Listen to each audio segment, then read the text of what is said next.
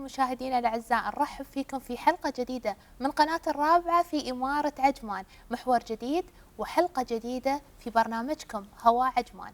اليوم بنكمل معاكم في محور جديد بقصص ملهمة ومواضيع مختلفة لضيوف مميزين أبدعوا في بصمة نجاحهم وسرد قصص مختلفة تخصهم.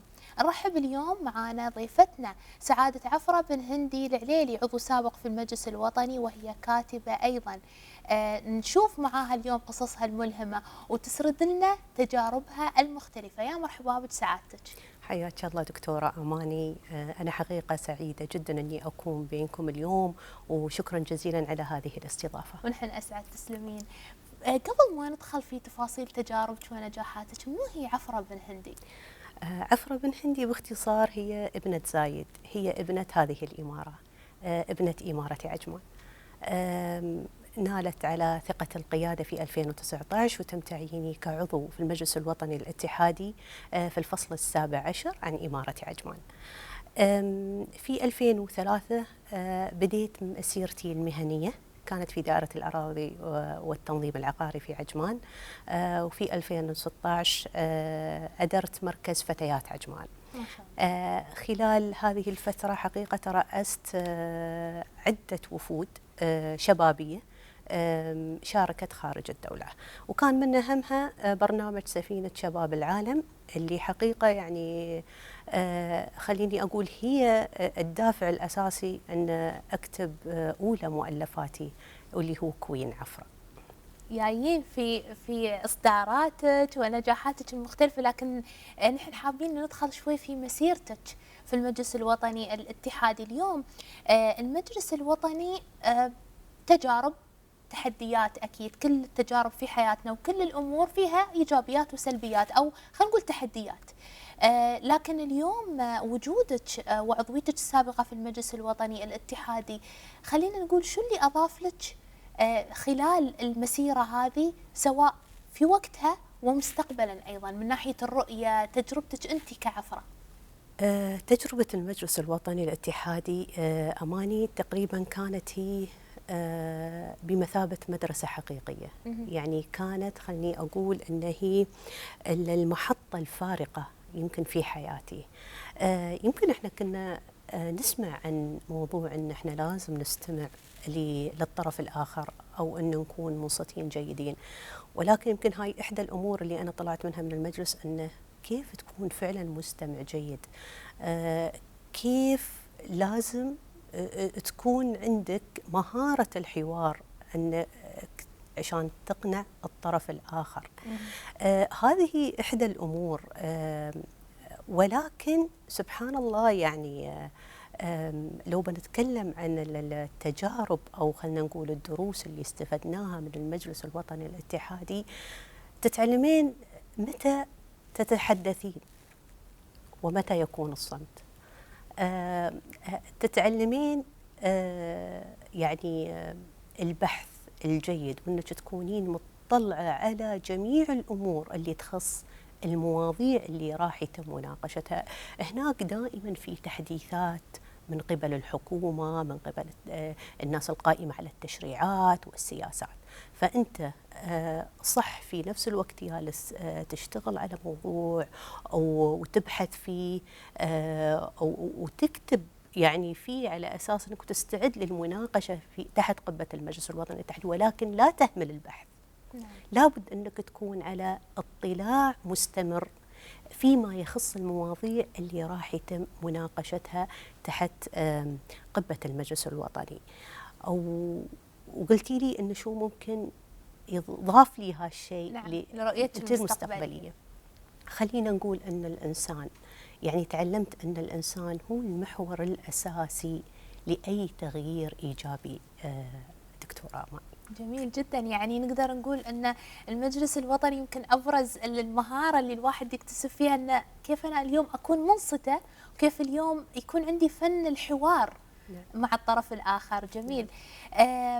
سعادتك اليوم أكيد جميع أعضاء المجلس الوطني بلا شك لهم بصمات مختلفة في محاور تهمهم، في قضايا ناقشوها، لكن اليوم إذا بنتكلم عنك أنت كعفرة ضمن المحاور أو الأمور اللي ناقشتوها، شو أبرز محور قدرتي تحسين أن أنت فعلا تركتي فيه بصمة مختلفة وأثر فيك؟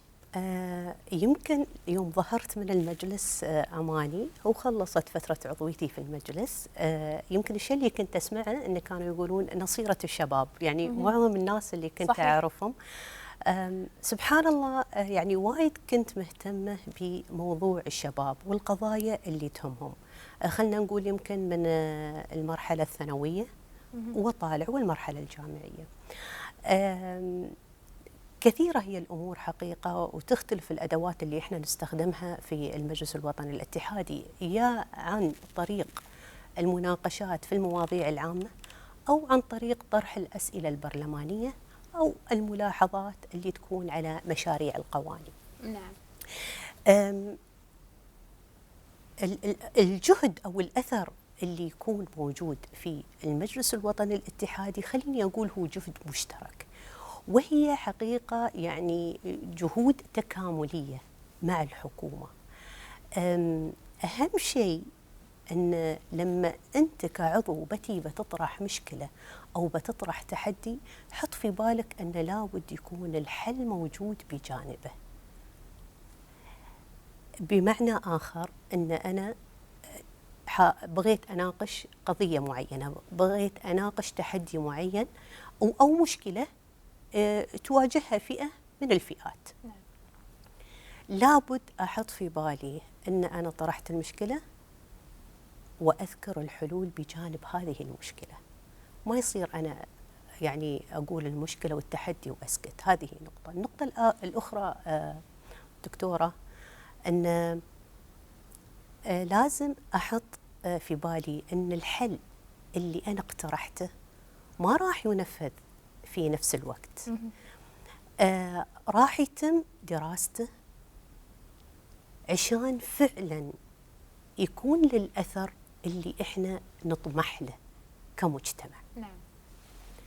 وفعلا أنا أذكر يعني في الفترة اللي كنت فيها في المجلس الوطني الاتحادي، إذا تذكرين كنت وقتها أنا عضو في مجالس الشباب. نعم صحيح. فكنا أذكر يوم وايد نتلاقى معاك في مبادرات مختلفة في المجالس الشبابية، كنا وايد نلتم عندك، كل واحد يقول اللي عنده. كنتي فعلا صوت الشباب، وكنتي فعلا يعني توصلين قضايا تهم الشباب، وكنتي فعلا نصيرة الشباب للأمانة. سعادتك اليوم نحن في أي محطة في حياتنا يواجهونا أشخاص ناخذ منهم نصايح، ينصحونا، يعطونا أمور قد تفيدنا في حياتنا المهنية أو الشخصية. لكن اليوم خلينا نعرف شو النصيحة اللي أنت تلقيتيها خلال عضويتك وأثرت عليك بشكل أساسي؟ هي عملية البحث والتقصي عن أي مشكلة دكتورة، يعني لابد أنك أنت تعرف أنا صح سمعت بمشكلة، نعم. بس هاي سمعتها من طرف. هل أنا بحثت؟ هل أنا تحققت؟ أتحقق من المشكلة. أتحقق من المشكلة نفسها. يعني مثل ما يقولون بدال ما أسمع المشكلة أو الموقف من طرف، لا أسمعها من كل أسمعها من الأطراف كل عشان أعدل من ناحية الحكم ومن ناحية الرأي، على أساس أن أنت يكون عندك فعلا حل فعال لهذه المشكلة. نعم. يعني مو بس أنا والله سمعت وعلى طول أروح دايركت وأطرح المشكلة، لا. لابد أني أبحث، لابد أني أكون مطلعة على أحدث السياسات اللي تخص هذه المشكلة أو هذا التحدي، على أساسها أنك أنت تقدر تبني الحل اللي هو فعلا بيكون ذو نتيجة وتأثير إيجابي في هذه المشكلة. البحث جدا مهم، وقلت لك قبل في السؤال اللي قبله الإنصات. صحيح. اسمع، وأحيانا ترى الاستماع هو نصف الحل يعتبر. صحيح. لما انك صحيح. انت تتم مستمع لهذا، يعني انت كانك حليت نوعا ما، لانك عرفت جوهر وسبب المشكله شو هي. هذه نقطه. النقطه الاخرى بعد ذكريتها قبل قليل، ان موضوع متى اتكلم او متى اصمت، هذه جدا مهمه حقيقه في خلنا نقول في العمل البرلماني. يعني أنا أتوقع أن نحن أصلا في حياتنا اليومية بشكل عام نحتاج أن نكون خير منصتين وخير حكام في الحياة. فما بالك في مسؤولية مثل هذه في العمل البرلماني، أكيد تشكرين عليها. خلصنا من المجلس الوطني، خلصنا من رحلة المجلس الوطني، لكن الآن ننتقل لمحطة أخرى، جانب مختلف في عفرة بن هندي، موضوع الكتابة. عندك إصدارين تبارك الرحمن، كوين عفرة كان الإصدار الأول، والإصدار الثاني نحن القرار. أحتاج نبذة بسيطة في كل إصدار عشان نتعمق فيهم. كوين عفرة حقيقة يمكن الاسم لا يعكس ما هو بداخل الكتاب، ولكن خلني أقول لك قصة الاسم. الاسم يمكن هذا كان آخر قرار اتخذته بما يخص الكتاب. أوكي. الاسم هذا رافقني طيلة رحلة برنامج سفينة شباب العالم. وسبب تسمية الكتاب أنا حتى ذكرت في بداية الكتاب. الكتاب يتحدث عن مواقف حقيقية تعرضنا لها احنا كوفد دولة الإمارات المشارك في سفينة شباب العالم. هذا البرنامج برنامج قيادي يتم عن طريق حكومة اليابان، ويتم تنفيذه تقريبا كل سنة. تشارك فيه تقريبا 11 دولة أو 12 دولة على حسب الاختيار من قبل حكومة اليابان. كانت دولة الإمارات يعني في 2019 لها النصيب أنها تشارك. مع العلم كانت مشاركة دولة الإمارات في 2019 هي المشاركة ال14 للدولة، ولكن كانت أول امرأة تترأس الوفد في هذه المشاركة. ما شاء الله. يعني على مدى لها. ففعلا يعني هي كانت تجربة جدا رائعة. وكنت أسمع من الإخوان اللي كانوا سايرين قبل يقولون هذه رحلة العمر، هذه فرصة العمر. وما عرفت هالشيء إلا لما فعلا خضت التجربة مع الوفد. احنا تقريبا كنا 5 بنات و5 أولاد الله يحفظهم ويبارك فيهم، كنا تقريبا 10. الرحلة جميلة، كانت تقريبا 47 يوم، 30 يوم تقريبا احنا في المحيط الهادي. ما شاء الله. طبعا يعني كنا يعني نختلط بوفود مختلفة من عدة دول. كانت السويد، تشيلي، سلومون آيلاند، جزر سليمان، كانت عندنا فانواتو، دول مختلفة طبعا من غير دولة اليابان نفسها يعني كانوا مشاركين. باختصار أن كوين عفرة يتحدث عن المواقف اللي تعرض لها وفد دولة الإمارات في هذه الرحلة، وكذلك ضم الكتاب الدروس المستفادة. وهاي الدروس طبعا اللي كتبها منو كتبوها أعضاء الوفود الأخرى. أنا أول صفحة كتبتها في الكتاب أول ما أقلعت الطيارة إلى طوكيو. فأول ما سرنا أنا خلاص حطيت في بالي أن راح أكتب الكتاب بإذن الله، والحمد لله الكتاب طلع يعني 2 أنا أشتغل فيه ما شاء الله. والحمد لله طلع بصورته يعني. ما شاء الله. نحن القرار. نحن القرار يتكلم عن قراراتنا. كثير من الأشخاص اللي ممكن يتأثرون بمواقف، صحيح، يتأثرون بآراء الآخرين، يعيشونهم في تردد. كثير من المواقف اللي تخليهم يتأخرون في اتخاذ قرار معين، الخوف. يعرض بعض المواقف الواقعية اللي فعلا يتعرض لها الشخص، ولكن عرضت بأسماء مختلفة، يعني هي أسماء وهمية أصلا. أوكي. مجموعة من المواقف تتكلم عن تأثير الآخرين على آرائنا، ومجموعة أخرى من المواقف تتكلم عن المواقف ذاتها كيف تأثر على هذا الشخص. يعني نقدر نقول بأن كوين عفرة تجربة شخصية. نعم. تجسدت في حروف، نقلنا فيها التجربة اللي انت خضتيها مع الوفد وكنت تمثلين دولة الإمارات. والإصدار الثاني خلينا نقول هو كتاب يعني يبدو لي أنه هو داخل في محور شوي يخص التنمية البشرية نوعا. وداخل في محور أن أنت تخاطبين ما يجوب في نفوس الآخرين، كيف اليوم يكونون أقوى، كيف اليوم يخوضون تجارب الحياة ويكونون على قدر من المسؤولية بأنهم يكونون أصحاب قرار نفسهم. نعم. ما يتبعون كلام غيرهم أكيد. سعادتك اليوم كوين عفرة الإصدار الأول، شو الرسالة الأساسية اللي أنت حبيتي أنك توصلينها للقارئ؟ كوين عفرة حقيقة كان موجه للشباب. جميل. يعني كفئة مستهدفة أولى. نعم. الفئة الثانية نحن كشعب الإمارات. الرسالة اللي أبغي أوصلها أن أنت وين ما كنت داخل الدولة أو خارج الدولة أنت الإمارات. صحيح. أي شيء بيصدر من عندك شيء زين سيشار إليك بالبنان ويقال هذا إماراتي. فالرسالة أنه وين ما كنا لا نتخلى عن عاداتنا، لا صحيح. نتخلى عن قيمنا، لا نتخلى عن تقاليدنا.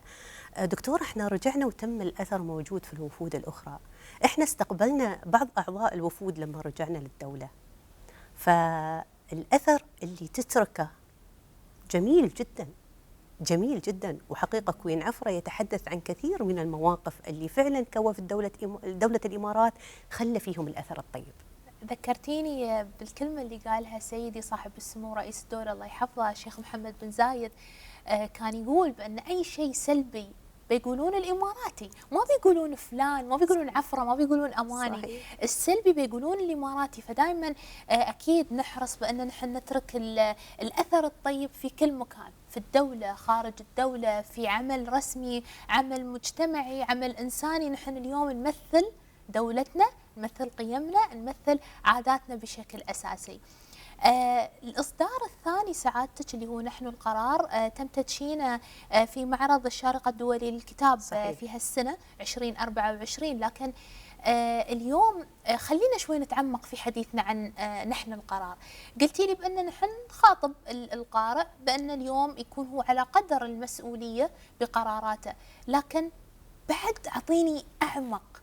نحن القرار يعني للأمانة العنوان لفتني بطريقة جدا كبيرة. واعترف أنا إلى الآن ما قريت الكتاب، لكن العنوان ملفت وقوي. يعني اللي بيتعمق بيشوف بس العنوان بيحس إنه في شيء، رسالة، في شيء لازم أنا أقرأ اليوم في الكتاب. شو نحن القرار؟ باختصار أعطيك إياها. اليوم أنا موجودة هني. نعم. وأنتي موجودة هني. إحنا وصلنا إلى ما نحن عليه الآن بسبب القرارات التي اتخذناها منذ ذلك الزمان. صحيح. أنت كل قرار تاخذه في حياتك هو يعتبر لبنة اللي بتبني مستقبلك. المواقف كثيرة في حياتنا والظروف إحنا ما لنا عليها أي سيطرة، ولكن تبقى السيطرة على ردود أفعالنا. نعم. وهني يتم اتخاذ القرار. واتخاذ القرار يحتاج إلى كثير من الأمور. يحتاج أنك تضحي، يحتاج أنك تكون مرن، يحتاج أنك تكون صبور، شجاع. أنت من اتخذت القرار هذا بحد ذاته. صحيح. هذه الشجاعة. صحيح. لا تخاف، أنت توكل على رب العالمين. ونعم بالله. يعني رب العالمين لا يكلف الله نفسا إلا وسعها. ما حطاك في هذا المكان إلا وهو يعلم أنك قادر أنك تؤدي المهمة على أكمل وجه. نعم. خلينا نقول إذا جمعنا الكتابين اليوم وعفرة بن هندي تبغى توجه رسالة من خلال إصداراته، أو من خلال حتى لو بتعطيني إصدار واحد، جملة تلخص رسالة عفرة لجميع الناس. كوين عفرة داخل الدولة وخارج الدولة نحن الإمارات. كن أنت الأثر، خلينا نقول. ممكن كن أنت الأثر. نعم. نحن القرار. مستقبلك هو قراراتك، فاتخذ قراراتك بحكمة. نعم. هذا جميل جدا، جميل جدا. رسالة أخيرة حابة توجهينها سعادتك لفئة الشباب تحديدا، وأنا يمكن تعمدت أحط هذا السؤال لأن أصبحت اليوم نظرة الشباب تقريبا خلينا نقول مختلفة عن النظرات السابقة للجيل اللي قبلنا. اليوم نظرة الشباب طموحة، اليوم نظرة الشباب أصبحوا يتنافسون تنافس إيجابي جميل، بأن يبون يكونون في المجلس الوطني الاتحادي، يبون يكونون هم صوت المواطن أو صوت المجتمع. رسالتك ونصيحتك للشباب وبالتحديد الفئة اللي حابين أن يدخلون المجلس الوطني الاتحادي؟ أتمنى من الشباب فعلا أن يؤمنون بقدراتهم دكتورة، وهذا الإيمان المفروض يستمدون من إيمان القيادة فيهم. صحيح. يعني إيمان القيادة بشبابنا عالي جدا، عالي جدا، وبانين عليه كثير، وبانين عليه كثير، هم المستقبل. ولكن لابد أن نحط في بالنا شغلة معينة. عضوية المجلس الوطني هو مش بس ترى منصب. عضوية المجلس تحتاج إلى الإخلاص، تحتاج إلى العمل الجاد، تحتاج إلى بذل الجهد لما فيه مصلحة الوطن ثم المواطن. هذا باختصار. نعم، جميل جدا، كل التوفيق سعادتك ويعطيك العافية، نورتينا اليوم في هو عمان، وشكرا جزيلا من القلب على كل شيء تركتي فيه بصمتك وعلى كل شيء بتقدمينه مستقبلا، كل الشكر. جزاكم الله خير، وأنا شاكرت لكم حقيقة هذا الوقت وهذه الاستضافة. كل الشكر. مشاهدينا، نعم، نحن القرار بكل شيء يعنينا، نحن القرار في مسؤوليتنا، نحن القرار بالأثر والقيم وكل ما نتركه باسم الإماراتي. نلقاكم على خير إن شاء الله في حلقة متجددة من هو عمان. كل الشكر، دمتم بخير وود.